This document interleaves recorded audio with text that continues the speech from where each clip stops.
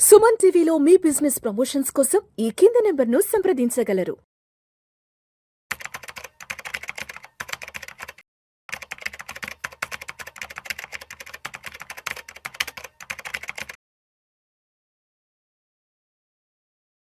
ప్రేక్షకులకి మీ రామచంద్రమూర్తి నమస్కారాలు. అందరం కూడా ఇవాళ లక్షలు సంపాదిస్తున్నాం. అందరం మినిమం ఒకప్పుడు డబ్బులు లేవు, మనకి ఆర్థికంగా చాలా ఇబ్బందుల్లో ఉన్నాం అనే స్టేజ్ ఒక 20 ఏళ్ళ క్రితం 15 ఏళ్ళ క్రితం అందరం ఉన్నాం. ఇవాళ ఏంటంటే యూత్ కానీ లేకపోతే మిడిల్ పీపుల్ కానీ ఇవాళ మామూలుగానే ఒక 50,000 చాలా ఆపర్చునిటీస్ మనకి ఇండియాలో ఓపెన్ అయినాయి. ఇవాళ ఒక 50,000 సంపాదించడం అనేది పెద్ద కష్టం కాదు అనేది అర్థమవుతుంది. అయితే ఇప్పుడు మనందరికి వచ్చిన కామన్ ప్రాబ్లం ఏంటంటే డబ్బులు అయితే సంపాదిస్తున్నాం కానీ మంత్ ఎండ్ వచ్చేపాటికి మళ్ళీ అప్పులు పాలవుతున్నాం. అంటే ఉన్న అమౌంట్ మనం మనీని మేనేజ్ చేసుకోలేకపోతున్నాం. దీనికి ఒక ఎక్స్పర్ట్ ఫైనాన్షియల్ అనలిస్ట్గా ఒక పరిష్కారం ఏంటి, అసలు ఎలా ఉండాలి అనేది మనం చూసుకుంటే ఈ వీడియోలో మీకు ఒక ప్రజెంటేషన్ ఇస్తున్నాను. దాన్ని మీరు తగ్గట్టుగా కస్టమైజ్ చేసుకొని అసలు మనకి ఒక నీడ్స్ అంటే ఏంటి, వాంట్స్ అంటే ఏంటి, అలాగే ఇన్వెస్ట్మెంట్ వీటికి ఎలా చేసుకోవాలి, ఏది ఎంత పాళ్ళల్లో చేసుకోవాలనేది మీకు ఈ వీడియోలో ప్రజెంట్ చేస్తున్నాను. దీన్ని 50-30-20 రూల్ అంటాం.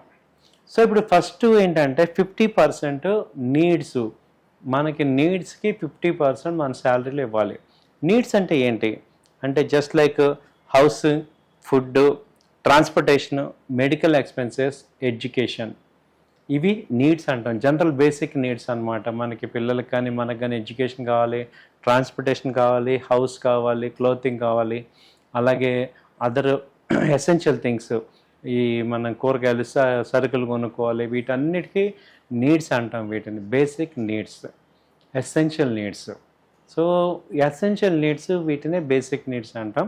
వీటికి 50% మీ యొక్క శాలరీలో పెట్టుకోండి.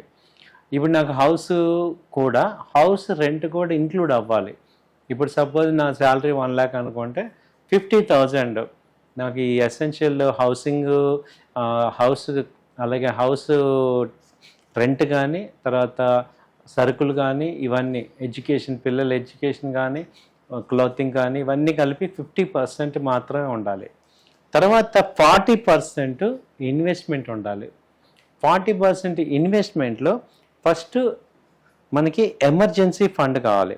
ఎమర్జెన్సీ ఫండ్ అంటే కనీసం 3 months మన శాలరీ అమౌంట్ మనం ఒక రిజర్వ్ ఫండ్లా పెట్టుకోవాలి. అంటే ఎనీ టైం మనకి ఏదైనా ఎమర్జెన్సీ వచ్చినప్పుడు మనకి ఎమర్జెన్సీ ఫండ్ అనేది కావాలి. దాన్ని మనం ప్లాన్ చేసుకోవాలి. రెండోది ఫర్ నాలెడ్జ్ పర్పస్కి కొంత ఇన్వెస్ట్ చేసుకోవాలి. ఎందుకంటే నాలెడ్జ్ గివ్స్ మనీ. అంటే మన మీద మనం ఇన్వెస్ట్ చేసుకొని కొన్ని బుక్స్ చదువుకోవటం, important career growth oriented trainings తీసుకోవటం, వీటికి మనం కొంత స్పెండ్ చేయాలి. ఎందుకంటే చాలామంది ఏమవుతున్నారంటే ఈ నాలెడ్జ్ మీద ఇన్వెస్ట్మెంట్ చేయకపోవటం వల్ల వాళ్ళ కెరీర్ ఆగిపోతుంది.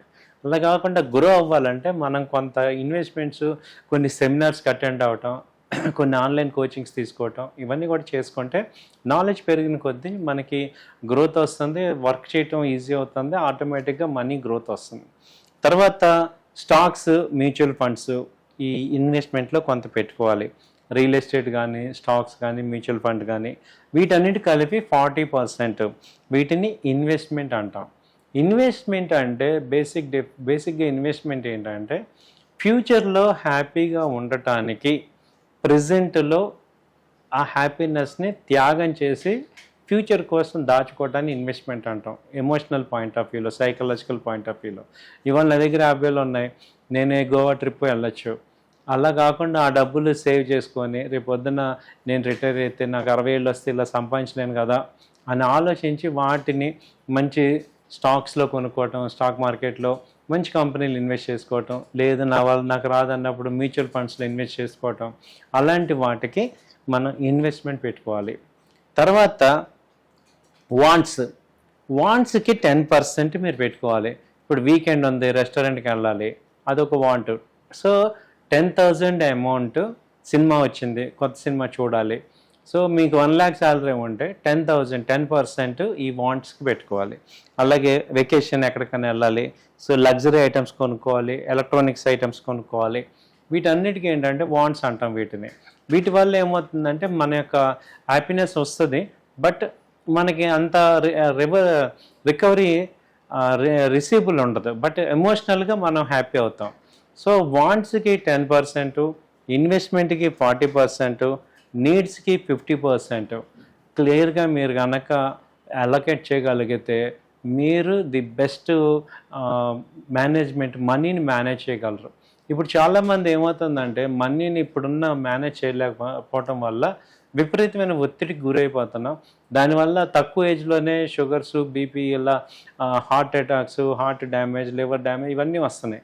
అంటే మనం ఎప్పుడైతే ఒత్తిడికి లోనవుతున్నామో, టెన్షన్కి అవుతున్నామో 50 years అయ్యేపాటికి మనకి చాలా సైకలాజికల్గా, ఫిజికల్గా బాగా డ్యామేజ్ అవుతున్నాం.